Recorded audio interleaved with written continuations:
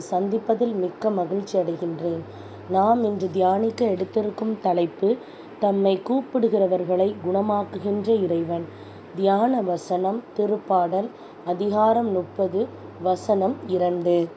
என் கடவுளாகிய ஆண்டவரே, உம்மிடம் உதவி வேண்டினேன், என்னை நீர் குணப்படுத்துவீர். இந்த திருப்பாடலின் மூலமாக கடவுள் நமக்கு உணர்த்துவதை சிந்திப்போமா?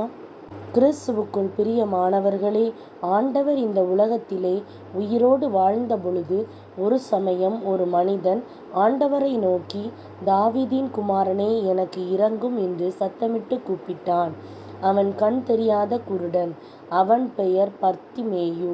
ஆண்டவருடைய சீடர்களோ சத்தம் போடாதே என்று அதட்டினார்கள்.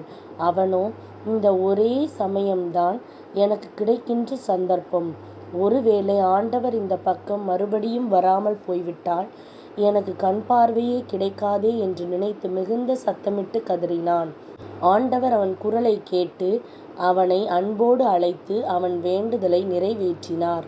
நாமும் கூட இந்த குருடனைப் போல எத்தனையோ சமயங்களில் சோர்ந்து போய் இதை விட்டால் வேறு வழியே இல்லை என்று தவித்திருக்கின்றோம்.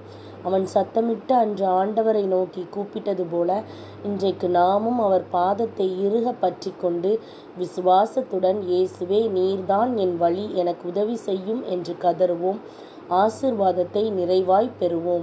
ஒரு மனிதன் எத்தனையோ பேர் புத்தி சொன்ன போதும் கேட்க மனமின்றி தாறுமாறான வாழ்வு வாழ மேற்கொண்டிருந்தான். அவன் மனைவியோ பொறுமையே உருவாக இருந்தாள். அவள் நன்றாய் ஜெபிப்பாள். இவனோ அவளை ஜெபிக்கவும் விடமாட்டான். ஆண்டவருக்கும் தன்னோடு வாழ்ந்த மனிதருக்கும் எவ்வளவாய் வேதனை கொடுக்க முடியுமோ அவ்வளவாக செய்து வந்தான். ஒரு நாள் அலுவலக காரியமாக வெளியூருக்கு சென்றபோது அவன் கார் விபத்துக்குள்ளாகியது. கால் ஒடிந்தவனாக மருத்துவமனையிலே அனுமதிக்கப்பட்டான். மருத்துவர்கள், உங்கள் காலை எடுக்க வேண்டியிருக்கும், அதற்கு நீங்கள் ஆயத்தமாகுங்கள் என்று கூறினபோதுதான் அவனுடைய பாவ வாழ்க்கை ஒன்றன் பின் ஒன்றாக அவன் கண்களுக்கு முன்பாக வந்தது. ஐயோ, எத்தனையோ பேர் எனக்கு புத்தி சொல்லியும் என் மனைவி எவ்வளவாக அன்பு காத்தும் அவை அனைத்தையும் ஏற்றுக்கொள்ளாமல் ஆண்டவரை அலட்சியப்படுத்தி துக்கப்படுத்தினேனே என்று பாவியாகிய எனக்கு உதவி செய்வாரா என்று கலங்கினான். அப்பொழுது அவன் மீது அன்பு கொண்ட சில உண்மையான கிறிஸ்தவ சகோதரர்கள் அவன் படுத்திருந்த அறையிலே அடிக்கடி அவனுக்காக பிரார்த்தனை செய்தனர். அவன் வாழ்விலும் மீட்பை பெறும்படி கடவுள் அந்த மனிதருடைய கூக்குரலை கேட்டு மனம் இறங்கினார். சில நாட்களுக்கு பின்பு மருத்துவர்கள் வந்து அவரை பரிசோதித்துவிட்டு, உங்கள் காலை எடுக்க வேண்டிய அவசியமில்லை என்று கூறினார்கள். காலும் கிடைத்தது, கடவுளுடைய ஆசீர்வாதமும் கிடைத்தது. சிந்திப்போம், வாழ்வாக்குவோம். நாம் ஜெபிக்கலாமா?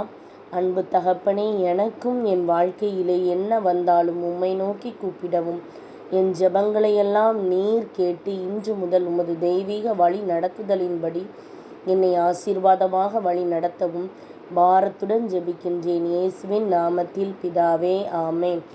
இந்த நாள் முழு விடுதலையின் நாளாய் அமைவதாக. Praise the Lord.